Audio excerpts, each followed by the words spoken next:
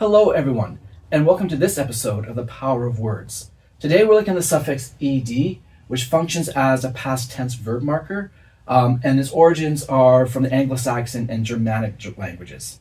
As a morpheme, the suffix ed is added to the end of regular English verbs in order to indicate actions that are completed or have happened in the past.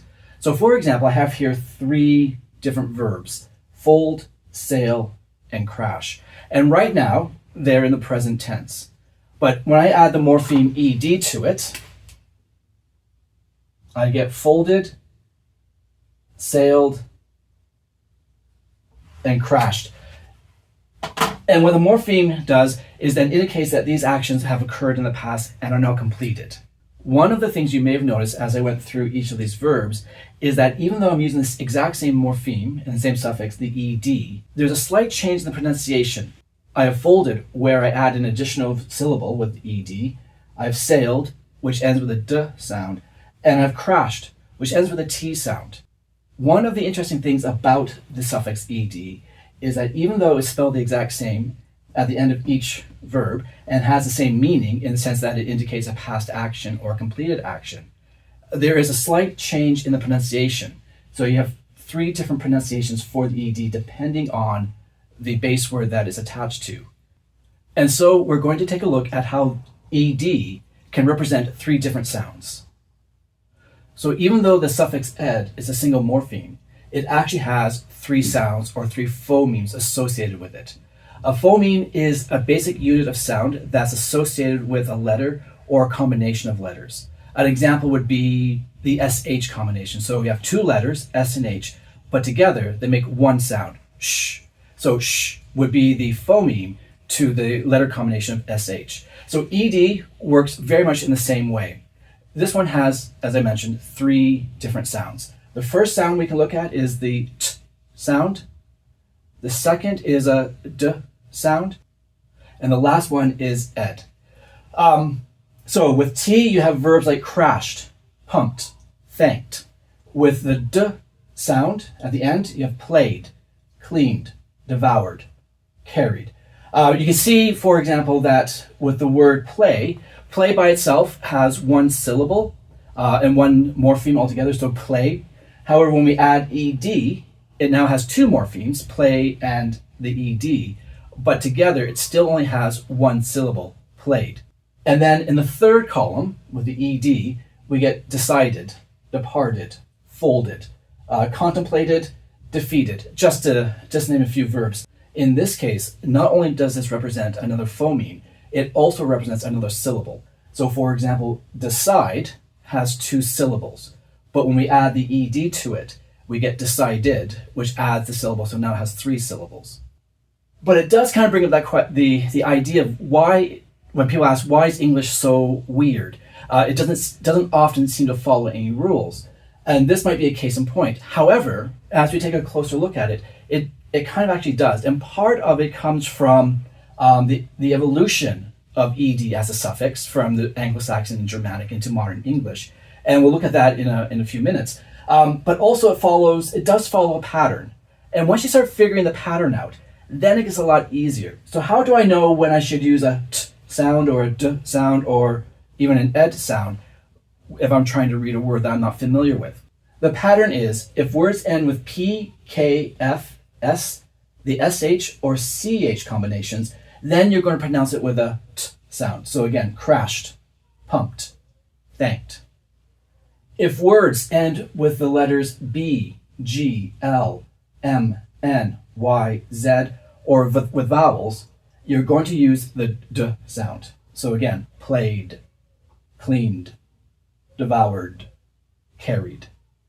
And then if words end with d or t, you're going to use the ed. So decided, departed, folded as examples. The t and the d are known as dental sounds. The reason why they're called dental sounds is because when we make the sound, our tongue goes against the back of our upper teeth. So we get that t, d sound.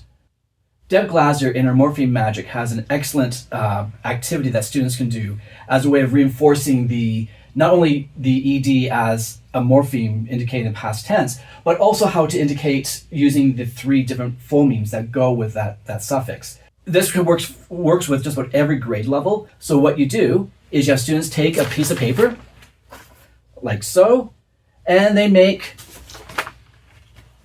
a paper airplane. What I did is I did the exact same thing. So I took my students grab a sheet of paper, I had them make paper airplanes as elaborate as they could, and then we went outside the classroom because doing this in the classroom would be a bit too chaotic. So we went into the hallway, and I had all my students, of course, then take their paper airplanes and throw them as far as they could. So how does this activity help reinforce this particular idea of ed as a past tense and a suffix with three phonemes? Well, I remind students that in order to make their plane, they folded the paper to make the plane. So there's our ed sound. After that, when they threw their planes in the air, it sailed. Again, using our d sound, so sailed is an example of where we would have the d sound. And then as the plane landed, often it crashed. So there's our t sound. So using this as a very simple activity, it's a great way of reinforcing the idea of ed as a past tense, things that happened. They folded the plane, then it sailed in the air, and it crashed to the ground. And also then you can emphasize the three phonemes that go with that, the t, d, and ed, and explain sort of the rules or some of the patterns that will help them when they're speaking be able to pronounce words that they're not familiar with or not come across before correctly. So if you have any other verbs that could fit in these categories, please share them in the comments below. If you have any other ideas on how to teach this, I'd love to see your suggestions. It's always great to share different ideas.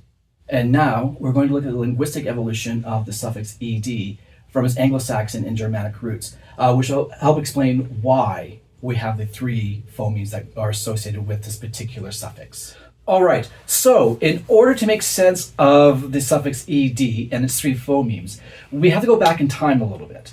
So we're going to go back to Anglo-Saxon England, around the years 450 to 1150 AD, where Anglo-Saxon was the dominant language of modern-day England. These dates are, of course, approximate. It's not like anyone woke up in 1151 and thought, oh, I gotta stop speaking Anglo-Saxon. It's now time for Norman French.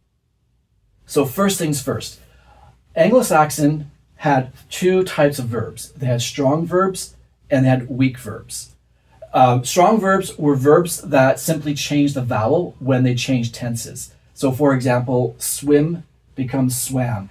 There's no suffix, we don't know additional letters. It's simply just a switch of the vowels. Sing becomes sang and run becomes ran, which in part explains why in modern English, some verbs don't follow the ed rule. So the exceptions make sense when you understand that verbs like swim, sing, run are artifacts from the Anglo-Saxon past. So the weak verbs in Anglo-Saxon were verbs like lufien and kapan. Again, I'm not an Anglo-Saxon scholar, so if anyone can help me out with the pronunciation, I would be greatly appreciative. But what we can see here is that the verbs lufien becomes lufod and kapan becomes kept. Are modern verbs of loved and kept. And when you say loved and kept, you can hear that D and T sound. So loved, kept. Even though kept is an irregular verb, it's not keeped. But the T ending is a holdover from the Anglo-Saxon. And the other interesting thing about the ed suffix that denotes the past tense, this is a Germanic specific innovation. You don't see it in Latin, you don't see it in French, you don't see it in Spanish or Italian. This is a specifically Germanic contribution to the English language, which in itself I think is really interesting. The other thing that we need to keep in mind is that over the years, the endings become softened.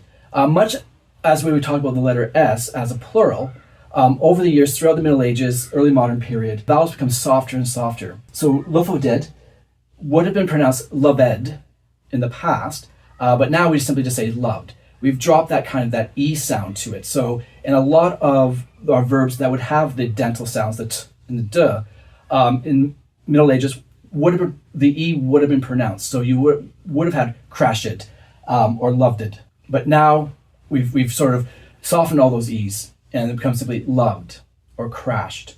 The other thing that's interesting is that the ed, of course, now has become the common ending to any verb, particularly any new verbs. So, for example, I ghosted someone. And I think Shakespeare would love that idea, to turn in how we turn nouns into verbs simply by adding the ed. So that is a kind of brief overview of how we get the ed ending in English. It is largely a German innovation, introduced into the English language around the 5th to 12th centuries. Even still, we still have the holdovers such as swim and sing of Anglo-Saxon strong verbs where they don't follow the ed rule. So it's not swimmed or singed or runned. It's ran, sang, and swam. But the weak verbs, these are where the Anglo-Saxons did add a suffix to the end of it. This is where we get our ed, and this is also where the ed takes its three phonemes from. Either a d sound, a t sound, or the ed sound. Anyway, I hope you've enjoyed this. I hope you found it interesting and insightful.